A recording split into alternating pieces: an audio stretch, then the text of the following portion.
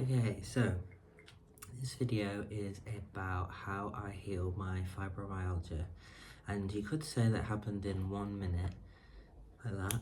You could define it as happening in a day, or you could say that it took about a week, or you could say it took about a year, depending on which the parts of what led up to it that counts. So I guess when I'd been in recovery for about 18 months and I'd learned the basic principles of how to take proper inventory, which will be another video.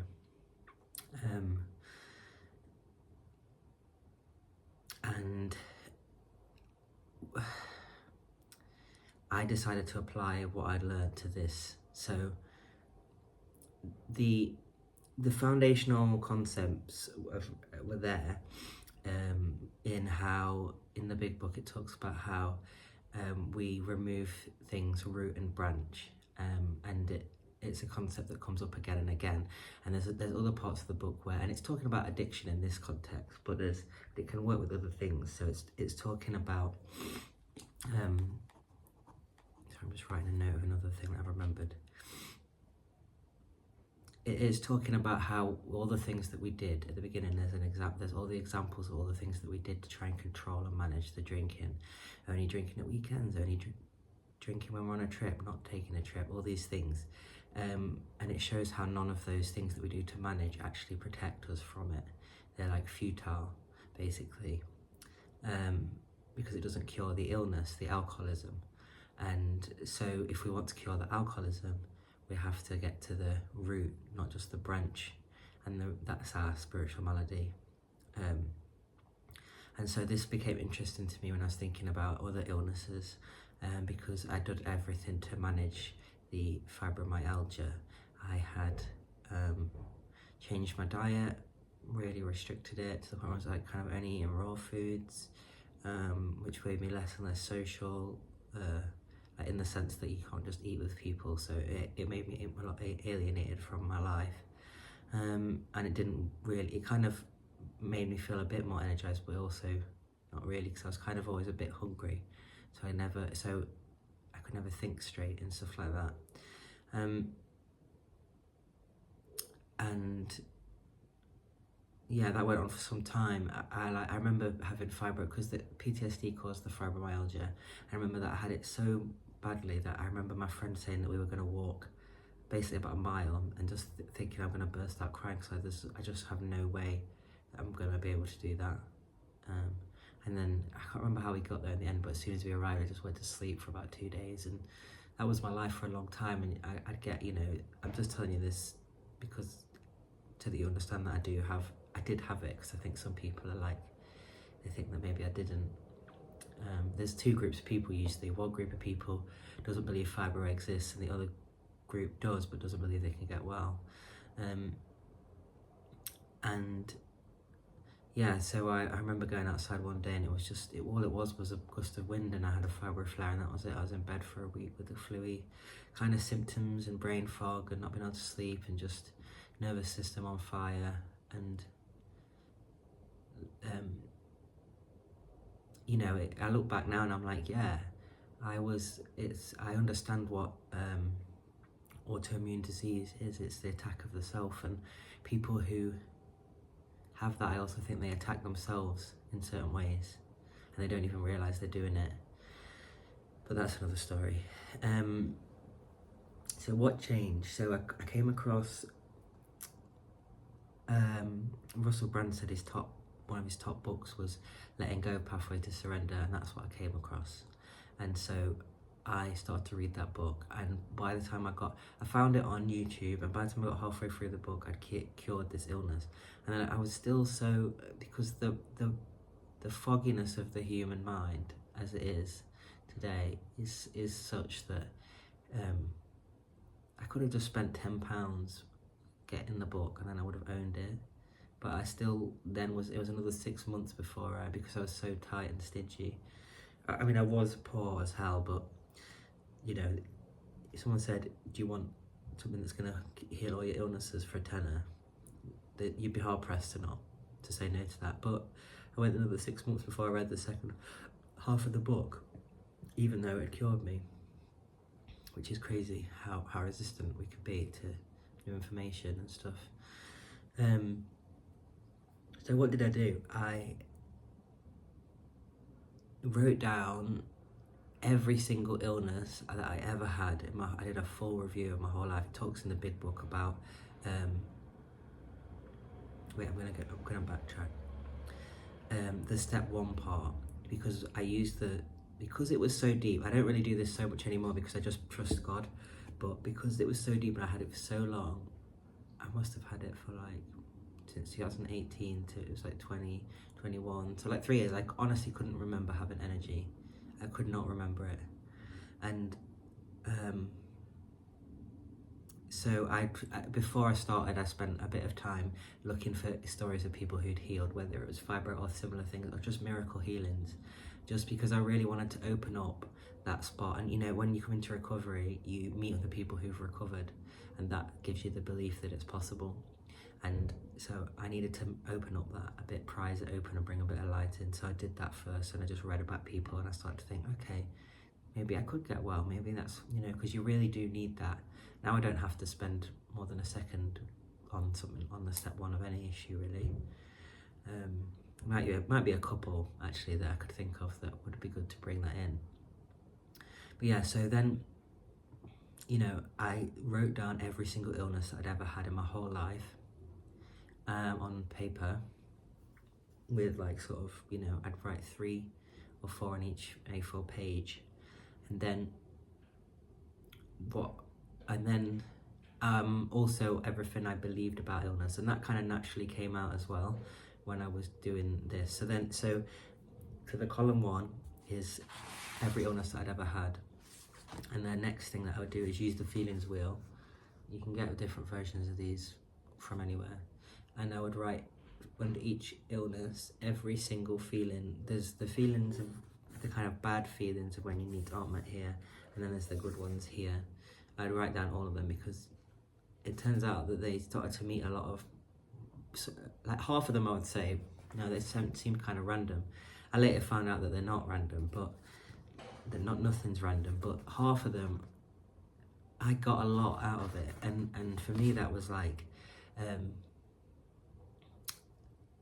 it turned out when I looked at my history, when I really examined my whole family history and the way they related to illness, that the only time my mum's a very selfish person, and the only time that she was kind to me and gave me any sort of love was when I was sick in a hospital bed, because the trauma that she had that made her like she was happened to her when she was in a hospital bed. So I had quite a lot invested in it. But yeah, I went through this process and a lot occurred to me, and as thoughts occurred to me, so what we're constantly doing is kind of pushing past thoughts, because we're inundated, things are happening all the time. And part of this process for me has been about really connecting with the subconscious. So when I'd be like, oh yeah, I felt suspicious because of this, and then I'd write what that was, and really take the time with every bit. And it's like, I see it like, we're looking at the feelings of something, it's like clearing out the dirt. You know, if you've got a wound, for it to heal, you need to clean the dirt out first. So I clean out the dirt, and then after the dirt is gone, it just naturally heals by itself. So I wrote down all my illnesses, and then something kind of crazy happened in my head, where all that was left was the kind of fear. And I'd felt this fear before. So when, for example, when I first heard that COVID was coming, and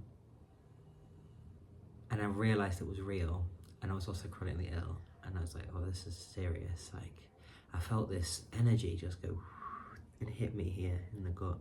And I'd felt it a couple of other times in my life as well. And it was almost like there was like a homing missile inside of me that attracted these fearful things to me. Anyway, this kind of conversation, that I was having an argument in my head after I'd done all the stuff with the feelings wheel, and I'd also written down all the beliefs about illness, and I and my body. So it'd be like I'd go through each. I drew my body, and I'd look to each body part and what I believed. I'd be like, I've got a bad knee because of this, or I couldn't even think of a reason, but I just decided I've got a bad knee, and all these stories that I'd collected over my life of aches, pains, blah blah blah, they all got cleared out by being consciously looked at, and they just make no sense. I've got a bad shoulder because of what he did, and there's like resentment there. Just clearing out, all of that stuff. And then that's when this argument started to happen in my head, and it was like, what do you mean there's nothing on the outside and the outside doesn't really exist, and that means there's nothing to be afraid of? Well, if there's nothing to be afraid of, and this really intense argument was happening inside my head, which I thought I was having, and I was like, Jesus, I'm gonna actually go mad in a second. It felt so intense. And then I was like, no, I'm not having the argument, I'm just witnessing the argument. And as I realised that and just like let go of it, I actually listened to some music that's helps me to let go, because I thought I was gonna go mad, and then it kind of just popped inside of me, and it felt like getting hit in the kidneys, and I fell down. And then after that, it felt like, when you have a tooth out and then the gum's really soft because it's so fresh, and it felt like it felt like that, but inside my gut on this side, I felt totally new. I felt like something had just been, a huge thing had just been removed. And I knew in that instant that I could, a voice kind of said, it was like a knowing. The argument was a clear two voices. This was a knowing, and it was like, you can eat whatever you want now. You can eat sugar, you can eat caffeine, you can exercise as much as you want. It's not going to affect you negatively, or not in the way that it did. And that proved to be true. And I knew that was the case.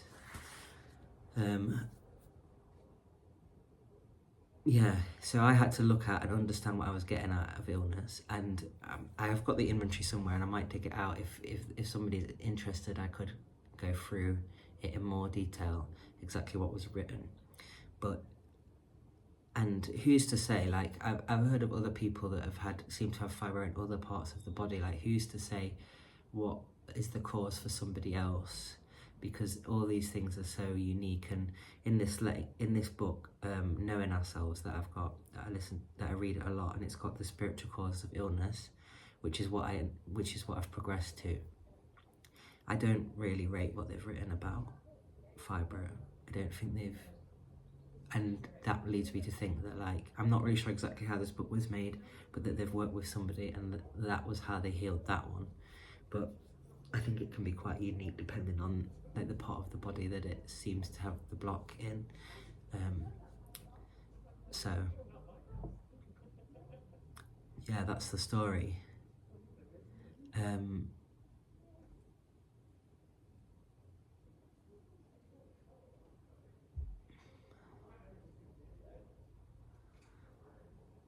So yeah, I'm free of fibromyalgia today, and since then I've learned to heal many other illnesses through this same method.